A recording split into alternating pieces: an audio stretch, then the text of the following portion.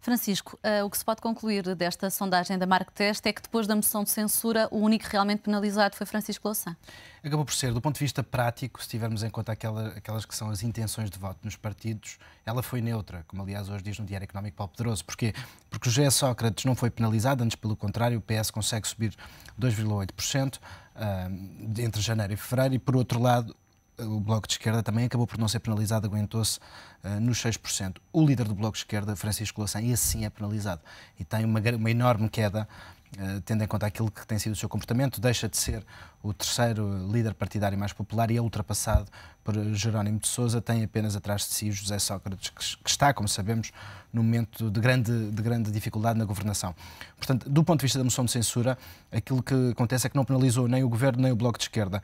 Sendo certo que o PSD, e aqui esta sondagem eu creio que vale muito a pena pelas tendências que acaba por tornar claras, porque não temos eleições à vista, embora estejamos neste clima pré-eleitoral, não existem eleições marcadas e não existe nada que nos garanta que as venhamos a ter dentro em breve. Portanto, vale pela tendência. O que é que nos diz esta sondagem do ponto de vista da tendência? Temos o PSD a consolidar-se e a subir paulatinamente, está nos 48%, que é um valor, do ponto de vista eleitoral, enfim, inimaginável, diria eu. O PS perto dos 30%. Temos o PS perto dos 30%, abaixo do seu valor de há 18 meses atrás, quando venceu as eleições legislativas, mas conseguiu inverter a tendência de queda depois do mês de janeiro, um mês muito complicado, e tendo em conta que ao longo do mês de janeiro foi um mês em que as pessoas começaram a sentir na pele muitas das medidas de austeridade, os cortes salariais, o aumento dos impostos. Portanto, apesar de tudo isto, José Sócrates consegue que o seu partido, que o governo, de forma indireta, aumente as suas intenções de voto em 2,8%. Mas o PS está a beneficiar à custa dos partidos mais pequenos que estão a perder terreno? Esse é outro aspecto que me parece muito interessante nesta sondagem, porque nas últimas eleições legislativas, tendo em conta aquilo que tinha acontecido, enfim, vem acontecendo de forma consistente desde 1985, uma bipolarização do nosso sistema partidário, com uma concentração de votos nos dois principais partidos. Aconteceu que nas últimas eleições europeias, fruto do mau resultado do PSD e de uma vitória, embora, enfim, não foi uma vitória forte por parte de José Sócrates, que os dois partidos, PS e PSD juntos, não tivessem ultrapassado os 65%. Daí, PCP, Bloco de Esquerda e CDS-PP terem juntos um número de deputados que tem sido anormal na nossa democracia. Acontece que esta sondagem volta a dar um sentido de bipolarização do sistema, isto é, PSD e PS juntos alcançam 77% das intenções de voto, mais 12% do que aquele que foi o resultado nas últimas eleições legislativas. O que quer dizer que neste clima de crise, de grande incerteza, há um sentido de utilidade no voto, na indicação que as pessoas dão, em que tentam procurar soluções de governo, seja o atual, seja a principal alternativa, daí os três principais partidos, PCP, Bloco de Esquerda e CDS, caírem nas intenções de voto. Achas que o PSD está a sair beneficiado por estar a dar alguma margem de manobra ao governo e não ter apoiado a moção do Bloco? Olhando para as sondagens, não há a mínima dúvida. A verdade é que só as eleições, umas próximas eleições, sejam em 2011, 2012 ou em 2013, como está previsto... Portanto, aos olhos da opinião pública, o PSD faz bem em dar a mão ao governo? Faz, porque se nós virmos o PSD de Pedro Passos Coelho, desde março, abril do ano passado, quando foi eleito, teve dois grandes picos de valorização positiva das intenções de voto, segundo a sondagem da Marktest. Aconteceu em junho, depois de em maio ter assinado o plano de austeridade com José Sócrates, atingiu na altura 47,7% e agora, este mês, voltou a subir nas sondagens, depois de ter inviabilizado a moção de censura do Bloco de Esquerda e uns meses depois de ter também viabilizado, neste caso, o Orçamento do Estado, que tem medidas de austeridade que as pessoas sentem em todas as frentes. Subiu para 47,8%. Os dois maiores valores deste PSD de Pedro Passos Coelho, nas sondagens e na nossa sondagem da Marktest, foi precisamente em junho e agora em fevereiro, depois de dois momentos em que optou por uma solução de estabilidade, de continuação do governo. É verdade que na retórica continuamos a assistir a uma enorme pressão sobre o governo. Pedro Passos Coelho tem dito que este governo e o Primeiro-Ministro têm que se despachar, têm que apresentar Francisco, reformas. Justamente na retórica, achas que Pedro Passos Coelho beneficia pelo facto de não ser deputado na Assembleia da República e não ter de entrar em confronto direto com o Primeiro-Ministro? Eu creio que não beneficia. aquele que quer ser um substituto de um primeiro-ministro, tem sido um primeiro-ministro, apesar de tudo, carismático, que tem dado muita resistência, que já foi dado politicamente morto mais de meia dúzia de vezes e que continua a assegurar o seu partido, apesar de ter uma popularidade muito baixa.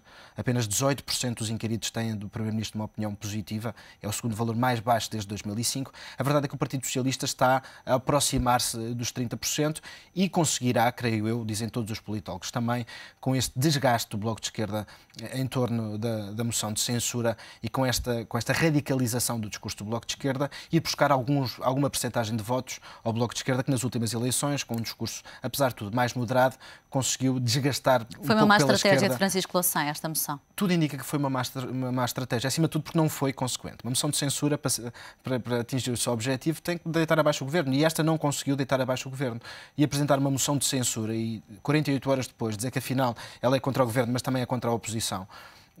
Quer dizer, não existe. Do ponto de vista constitucional é uma coisa que não existe, do ponto de vista político acabou por ser um erro e trouxe ao de cima um lado do Bloco de Esquerda que tem passado um pouco despercebido. As divisões internas, as demissões, enfim, o confronto entre aquela que é a opinião de Francisco Louçã, a opinião mais mediática, com maior capacidade de divulgação junto da opinião pública, e aquelas que são opiniões distintas, muitas das vezes completamente opostas, de dirigentes do Bloco de Esquerda. Portanto, de certa forma, trouxe um pouco o Bloco de Esquerda para a terra, e os portugueses acabaram por perceber que, não tendo um discurso e políticas execuíveis neste contexto, que tem lá dentro também não apenas um partido, mas vários partidos. Mas achas que se Passos Coelho fosse, de facto, deputado na Assembleia da República, teria retórica e resistência suficientes para lidar com o Primeiro-Ministro? Eu creio que sim, embora estas coisas é sempre difícil de prever. O que tem acontecido é sempre que um primeiro-ministro, sempre que é eleito primeiro-ministro, ganha uma força que acaba por estar, enfim, vem junto com o cargo. José Sócrates, como líder parlamentar do Partido Socialista, a confrontar Santana Lopes, era um líder muito mais fraco do que é hoje em dia, depois de 6 anos de governação e com a força que um cargo de primeiro-ministro lhe dá. A dificuldade de um líder da oposição é sempre imensa. Eu lembro-me quando o país riu à gargalhada, principalmente, enfim, aqueles fazedores de opinião, quando Durão Barroso disse para, na altura, António Guterres, primeiro-ministro, que sabia que um dia ia ser primeiro-ministro, só não sabia era quando. E o país riu à gargalhada. A verdade é que ele chegou lá e foi primeiro-ministro.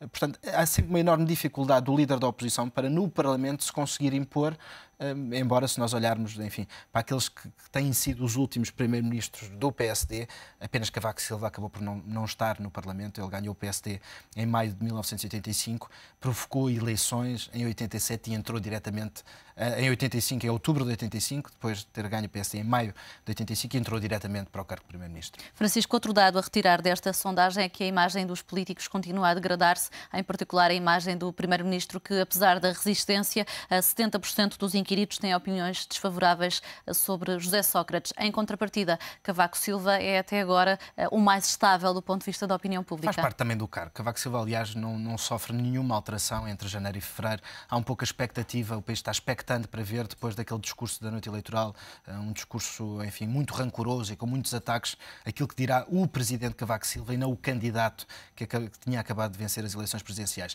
Cavaco Silva estabilizou com 49, com 50% de opiniões positivas. Aquilo que se sente é que os dois líderes que têm o maior número de opiniões positivas são os líderes do centro-direita, Paulo Portas e Pedro Passos Coelho, sendo que no saldo entre as negativas e as positivas é Pedro Passos Coelho, por uma ligeira diferença, que acaba por estar à frente de Paulo Portas. Paulo Portas também tem alguma popularidade. Como é que isso não se reflete nas intenções de voto? Nós ontem ouvimos alguns politólogos e algumas das explicações que nos são dadas apontam para, nem sempre é direta, a popularidade de um líder, como se vê por José Sócrates, que tem popularidade a cair, com o Partido Socialista a subir. Com Paulo Portas acontece exatamente o oposto. Tem a sua popularidade a subir, embora as intenções de voto no CDS-PP estão a cair. Há aqui muito aquela bipolarização de que falámos há pouco, uma concentração de votos crescente em relação às últimas eleições legislativas nos dois principais partidos, PS e PSD. Francisco, muito obrigada mais uma vez pela tua obrigado. Análise. A análise de Francisco Teixeira, grande repórter de política do Diário Económico, ao debate quinzenal de hoje, que ficou marcado sobretudo pelas questões sociais como o desemprego.